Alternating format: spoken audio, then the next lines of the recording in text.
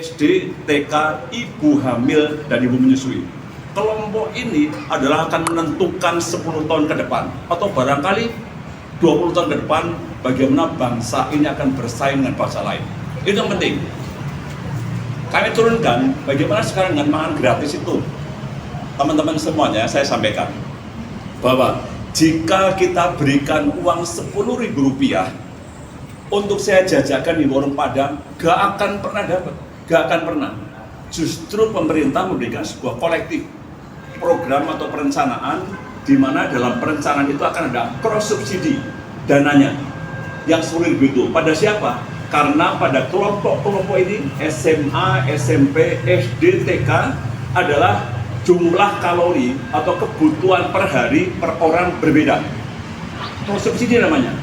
Kalau dibikin dalam jumlah yang cukup besar, partai besar, 1.000 porsi atau 2.000 porsi, itu menjadikan dana itu kita bisa kelola dengan baik. Makanya jangan pernah kita memberikan menanggapi sesuatu yang kita nggak tahu. Di daerah-daerah tersebar para ahli gizi yang bisa menentukan menunya bagaimana, besarannya berapa, kalori yang dibutuhkan berapa, dan siklusnya bagaimana. Ini yang penting ya. Jadi dengan 10.000 itu saya yakin masih realistis. Kami masih realistis. Asal adalah pertama, jangan pernah para penyelenggara makanan gratis itu berpikir untuk profit. Balik harusnya, bagaimana saya bisa mensedekahkan dana saya untuk kegiatan ini. Yang penting itu, kalau untuk mencari profit, bubar. Pasti bubar. Karena apa? Karena fokusnya nanti adalah tidak lagi pada kualitas, tapi mencari keuntungan. Titip pesan betul kepada masyarakat Indonesia. Jadi, pikir tentang kuantitas atau jumlah. Justru saya lihat kualitasnya. Kenapa kualitasnya? Karena ketika makan pas enak-enaknya berhenti. Itu akan membuat penasaran besok, sehingga anak-anak akan berpikir besok menunya apa lagi. Sehingga apa? Akan mengurangi jumlah tidak masuk sekolah. Ini yang penting.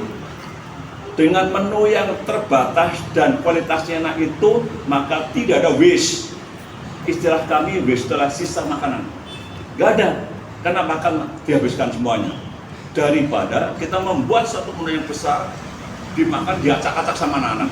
Itu paling menyakitkan. Padahal satu upo nasi, satu upo dikalikan dengan sekian ratus ribu anak, jadi berupo-upo.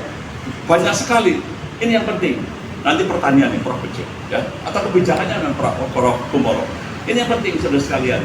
Jadi kami udah mendengar, yang mana? Oh ya benar sih, nggak usah khawatir itu. Yang penting enak dulu. Masyarakat tolong betul kritik, tetapi yang sifatnya membangun. Ya membangun. Kurang apa? Misalnya atos di apanya, atas lauknya. Yang penting adalah bagaimana menu itu menjadi baik. Secara ilmiah saya sampaikan pada kelompok SMA kebutuhan kalorinya 2.150 kilokalori. Itu ada yang terjemahkan adalah kalori itu apa?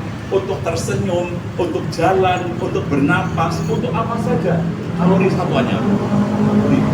Untuk TK lebih berapa? Nah, ini yang saya maksud dengan korupsi cicilan yang 10.000 tadi itu.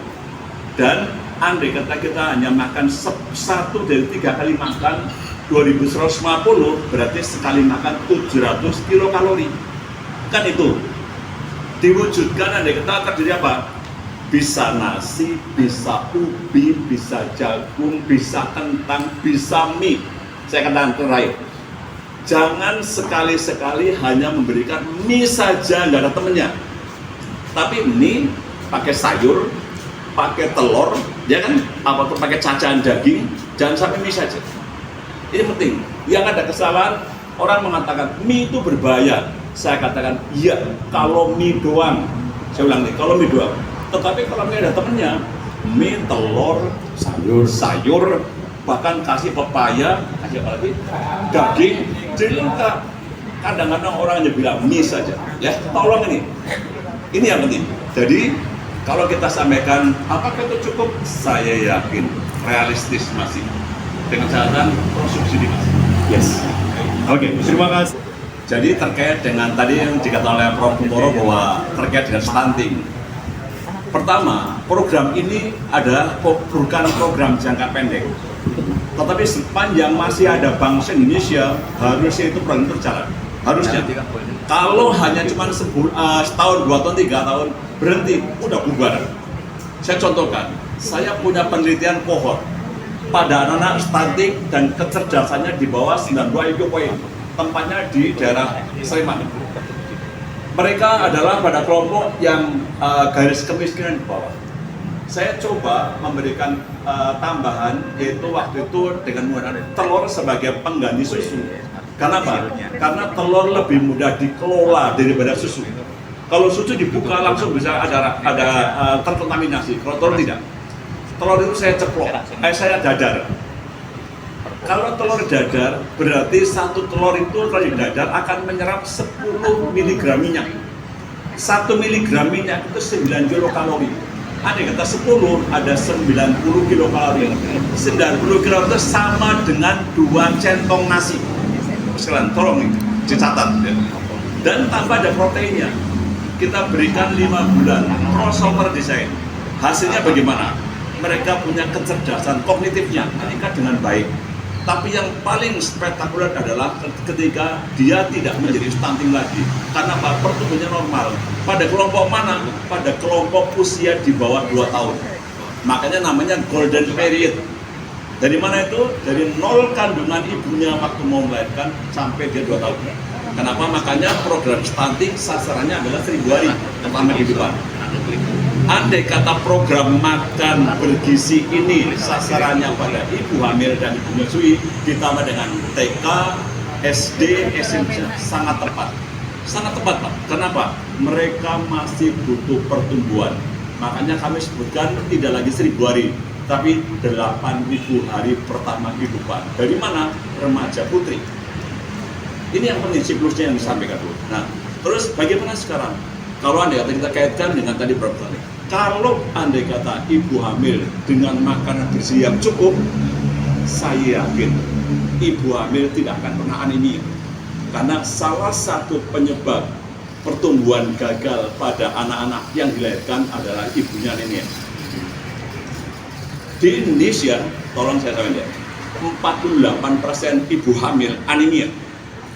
Ini yang perlu ditolong oleh kita. Makanya kenapa saya sampaikan bahwa program makanan bergizi ini sangat mulia. Tetapi tidak hanya sebulan 2 bulan, sepanjang kita ada di Indonesia. Yang pertama. Yang keduanya adalah kita sampaikan juga bahwa program ini mencerdaskan. Ya, kami tahu bahwa yang namanya pertumbuhan otak itu adalah kita linear. Memaksimalkan fungsi-fungsi kognitif ketika diberikan makan bergizi jauh lebih baik dibandingkan dengan ketika kita nggak berikan apa-apa. Makanya kenapa bahwa ketika program makanan bergizi itu apakah bisa menaikkan derajat kemampuan kognitifnya? Iya, kognitifnya memaksimalkan fungsi-fungsi kognitif sehingga dia apa? Konsentrasinya bagus, bisa mengeja dengan cepat, bisa merespon dan sebagainya. Karena ukuran-ukuran kognitif adalah sangat variatif. Ini yang penting. Pentingnya negara tersebut adalah bagaimana mencerdaskan bangsa. Itu yang penting. Ya. Dan berapa lama? Itu butuh waktu sekian. Kami tepatnya nggak begitu tahu, tetapi setiap tahun dia akan memperbaiki terus setiap tahun. Karena saya sampaikan tadi, jangan pernah berpikir bahwa program ini yang programnya Presiden Prabowo.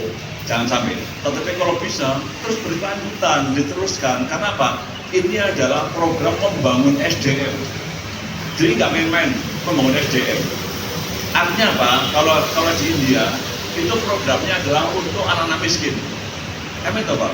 Jadi semua bahan makanan gratis itu diproduksi oleh suatu pabrik yang besar. Ya.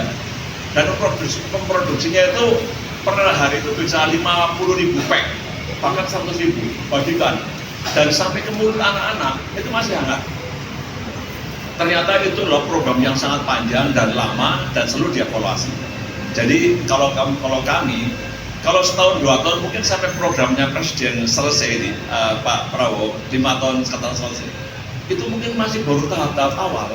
Kita jangan pernah bermimpi bahwa tiba-tiba program ini berubah dari sebelumnya tidak ada menjadi ada, ditunggu-tunggu, terus anak-anak berubah sebenarnya enggak, karena ini adalah kohort dan berkepanjangan.